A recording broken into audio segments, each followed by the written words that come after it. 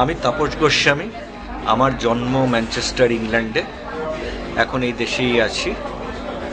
1989 সালে আমি এই দেশে এসেছিলাম একটা এই দেশীয় মেয়েকে বিয়ে করতে। তারপর আবার আমরা বিদেশে ফেরত যাই। আমাদের একটা শিশু সন্তান আছে, যে এখন এই বছর 18 বছর হবে। সেই সময়, বিয়ের সময় আমি ভেবেছিলাম কি আদর্শ বিয়ে এই দেশেই হয়, তাই এসে বিয়ে করলাম। অনেক কিছুদিন থাকলাম আর তারপরে সঙ্গে নিয়ে বিদেশে গেলাম। আমার বাড়ি, চাকরি সবই ছিল, তার জন্য কোনো প্রবলেম হয়নি আমার বউয়ের রেসিডেন্টশিপ পাওয়ার। ওইখানে ওই দেশেই একটা শিশু সন্তান হলো, লন্ডনে জন্ম, সেও বিদেশি নাগরিক। তারপরে আমরা ভাবলাম এই দেশে এসে আত্মীয় স্বজনদের মধ্যে থাকলে আমার ছেলের ভালো এক্সপোজার হবে, এইখানকার শিক্ষা পাবে। কারণ আমিও শিক্ষিত, বিটস পিলানির থেকে ইঞ্জিনিয়ারিং করেছি, তারপরে ল করেছি উড়িষ্যার থেকে। তো ইঞ্জিনিয়ারিং প্লাস লয়ে শিক্ষা আমার। তাও জীবনে যা আমরা চাই অনেক সময় ওইটা পূর্ণ হয় না, আর আদর্শ পথে চললেও আমরা জানি না পথটা কোথায় নিয়ে যাবে। আমার এই সময় একটা কথা মনে আসে, আমার শাশুড়ি যে বলে আর বলেছিল আমাকে কি তুই বিদেশি নাগরিক, ভালো হবে আমার মেয়েকে রাখবে। তাই তো মেয়ে দিয়েছিলাম। কি মেয়ে দিয়েছিলাম, একদম মুখ ঘেঁচিয়ে বলে গেল। এতে আমার কি বোঝার ছিল কি একজন যেরকম সিনেমাতে দেখায় উচ্ছৃঙ্খল জীবন, কোটি কোটি টাকা ব্যয় করছে ফর ভেরি লিমিটেড লাক্সারিজ। তো আমরা যারা বিদেশে থাকি, আমরা এডুকেশন আর আমাদের সাবস্টেন্সের জোরে আমরা যারা কাজ করি, বিদ্যা বুদ্ধি অর্জন করি আর খেটে রোজগার করি, মিতব্যয়ী আর চেষ্টা করি বাড়িতে ডিসিপ্লিন থাকে, আমরা ঠিক পছন্দ না। কারণ পরিবারে বোধহয় ওরা ভাবে একটা এনআরআই বিদেশি নাগরিকের সঙ্গে বিয়ে দিচ্ছে মানে কন্ট্রোল, টাকার কন্ট্রোল ওদের হাতে থাকবে আর যা ইচ্ছে তাই করবে। এই দেশীয় আইনও এমন কি বিদেশি নাগরিকের জমি জমা জন্য কিছু রেস্ট্রিকশন আছে বলে বউয়ের নামে কিনতে হয়। বাইপাসে একাধিক প্লট কেনা হয়েছিল, যেটা আমার বউয়ের নামে কিংবা আমার শ্বশুরবাড়ির নামে। ওইগুলো এখন অনেক ভ্যালুয়েশন হয়ে গেছে, তা আমার হাতছাড়াও হয়ে গেছে 92-তে বিয়ের পরে। এখানকার এখন অনেক আইনের সংশোধন করে ওরা বলছে কি বাড়ি যেটা কেনা আফটার ম্যারেজ আর পোস্ট ম্যারেজ, তো এইখানে জমি যেটা কেনা পোস্ট ম্যারেজ, তো ওইটাতে কি আমি অংশ পাবো? এইটা একটা জিজ্ঞাসা আমাদের ল মেকার্সের কাছ থেকে, পার্লামেন্টারিয়ানসের কাছ থেকে। স্বামী যেটা বউ বেনামি জমি কিনে আছে, হ্যাঁ, ওইটার কি কখনো অধিকার পাবে? তারপরে ছেলের অধিকার কি আমাদের আছে? ছেলেদের আমরা তো দেখতেই পাই না। মেনটেন্যান্স গ্র্যান্ট হয়ে যায়, হাজার হাজার টাকা, লক্ষ লক্ষ টাকা ব্যয় হয় লিটিগেশনসে আর মেনটেন্যান্স দিতে। মাছের তেলে মাছ ভাজা। ওই পক্ষ তো টাকাও আমার থেকে পাচ্ছে ওর উকিলকে পোষানোর জন্য, আর আবার বেশি টাকা চাইছে। আমার খুবই দুঃখজনক কথা মনে আসে কি বছর দেড়েক আগে হঠাৎ আমার কাছে ফোন আসলো কি ছেলে খুব অসুস্থ, ডাক্তার বলেছে অ্যাপেন্ডিক্স অপারেশন করতে হবে, কোথায় ভর্তি করি? আমি একজন নামকরা ডাক্তারের নাম নিলাম, আমি বললাম কি অ্যাপেন্ডিক্স হয়েছে, অ্যাপেন্ডিক্স অপারেশন অ্যাট অল করতে হবে কি না ওই ডাক্তারের কাছে যাও, আমি ও পৌঁছচ্ছি। তারপরে পৌঁছে ওই চিকিৎসক, বিশেষজ্ঞ চিকিৎসক আমি বলবো, উনি স্পষ্টভাবে বললেন কি আমি যা কোরিলেশন দেখছি টেস্ট আর তাতে ছেলে ডেফিনেটলি অ্যাপেন্ডিক্সের কোনো প্রবলেম নেই, তো কিছু প্রবলেম তো আছেই, এটাতে ও চোখে অন্ধকার দেখছে অনেক কিছু, তো তাড়াতাড়ি করে একটা ফুল অ্যাবডোমেন ইউএসজি নেওয়া যাক। আর তখন আমি নিজে ইউএসজি চেম্বারে গিয়ে দেখে চমকে গেলাম কি ওর প্রতিটা অর্গান এ জল ভরে গেছে, ও একদম মৃত্যুর কাছাকাছি। তখন আমার থেকে বেশি ভালো আর বোধহয় কেউ জানে না। তো প্রথমে এক হাসপাতালে চিকিৎসা হলো, ওরা হাল ছেড়ে দিল। তারপরে অ্যাপোলোতে শিফটিং করা হলো। অ্যাপোলোতে 2-3 দিন পরেই ভেন্টিলেশনে চলে গেল, মাল্টিপল অর্গান ফেলিয়ার। তারপরে বোধহয় আমার যত বিদেশের ডাক্তার চেনাশোনা তাদের সঙ্গে কোঅর্ডিনেট করা, তারপরে ব্রিটিশ হাই কমিশনও ওয়েলফেয়ার ভিজিট দিল। আর সকলের চেষ্টা আর আশীর্বাদে ছেলেকে মৃত্যুর মুখ থেকে আবার ফেরত আনা হলো।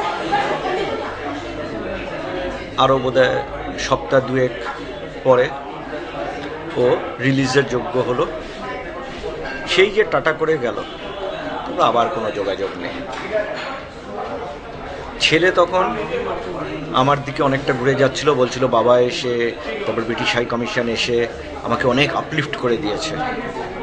আশেপাশের রুগীরা যত পাত্তা পাচ্ছে না, ও পাত্তা পাচ্ছে, কারণ ব্রিটিশ হাই কমিশনের কনসুলার ভিজিট হয়েছে বলে অ্যাপোলোতে।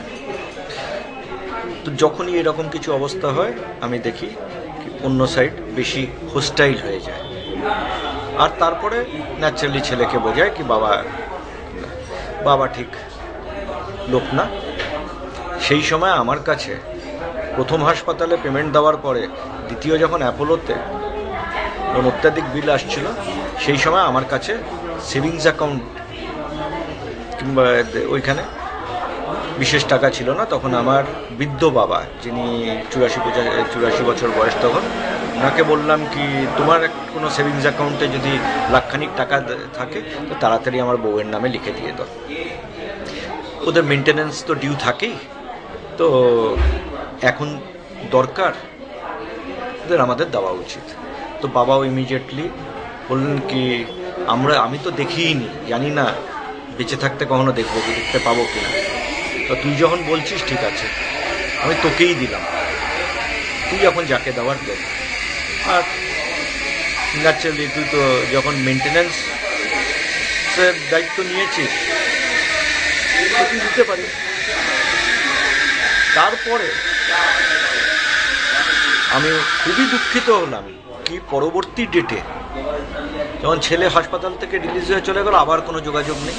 আর তারপরে আমার অপোজিট পার্টির লয়াররা ম্যাজিস্ট্রেটকে বললেন কি এটা বাপ কোনো কর্তব্য পালন করেনি, বাপ কোনো পয়সা দেয়নি, এটা ওর ঠাকুরদাদা গিফট দিয়েছে। যেই ঠাকুরদাদার সঙ্গে যেই ঠাকুরদাদা গত বোধহয়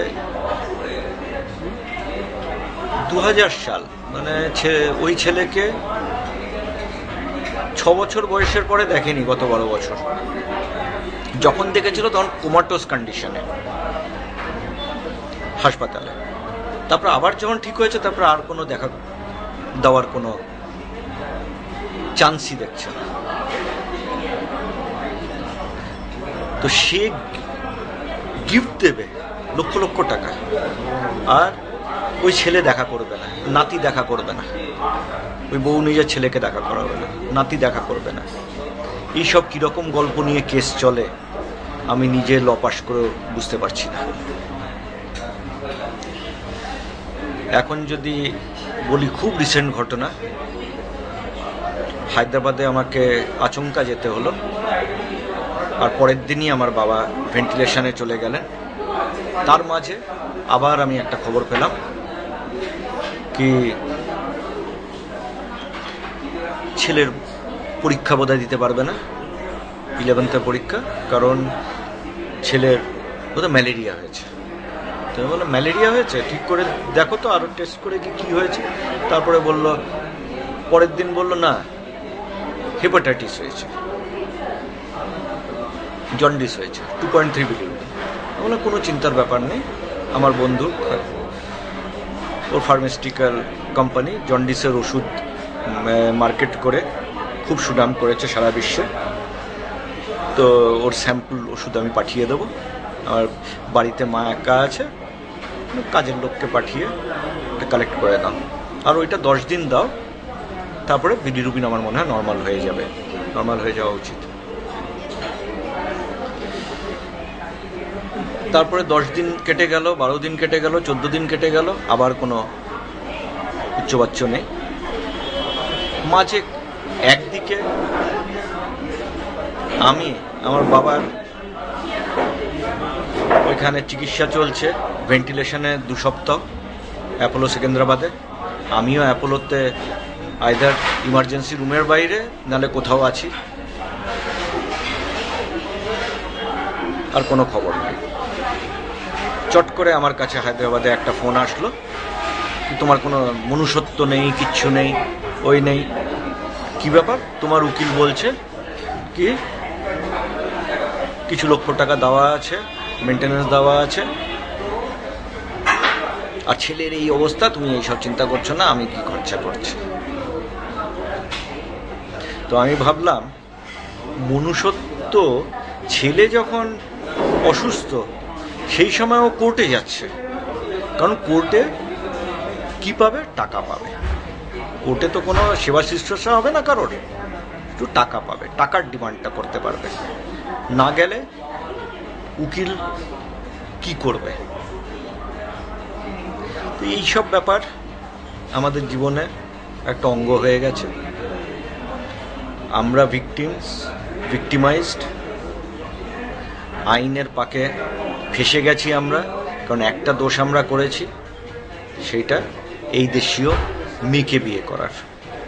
এখন ইউরোপিয়ান দেশ, আমেরিকা, কানাডা, এদের ওয়েবসাইটই বলে দিচ্ছে কি এই দেশের আইন এমন, ওই দেশে বিয়ে করার আগে ওই দেশীয় নাগরিকরা যেন চিন্তা করে। এটা আমি যখন বিয়ে করেছিলাম 1989-এ, তখন এইসব ওয়েবসাইটে আসতো না। এখন ওরা সতর্ক করে দিচ্ছে, কারণ আমার মনে হয় সময় সময় টাকা উইথড্রল ডিমান্ড ছাড়া বোধহয় জীবনে আমি কিছুই আমার সহধর্মীর থেকে পাচ্ছি না। আর এটা কত বছর চলবে ওইটাও আমি জানি না, কীভাবে চলবে ওইটাও আমি জানি না।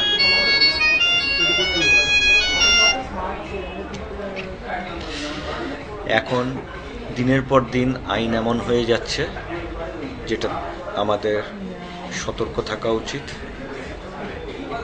বিয়ে করলে যে বিনা এভিডেন্স লেড অনেক কগনিজেবল অফেন্সেস হয়ে যেতে পারে, যেটা পরে ফলস প্রুভ হবে, তো আগে তো জেল হয়ে যাবে, জেল খাটতে হবে, বেল অ্যাপ্লিকেশন করতে হবে, সেটাতে ডিফেমেশন হয়ে যাবে। তো আমি সকলকে বলবো কি, যেই পুরুষেরা ভিকটিমাইজড হচ্ছে, এইরকম সিচুয়েশন ফেস করছে, তারা যেন একত্র হয়, একজন অন্যজনকে সাহস দেয়। কখনো যেন কোনো পুরুষ এখানকার আইনের ভিকটিমাইজেশনের মধ্যে হাল না ছেড়ে দেয়, কারণ যদি আমরা কনসিস্টেন্টলি ফাইট করতে থাকি তা জয় আমাদের হবে।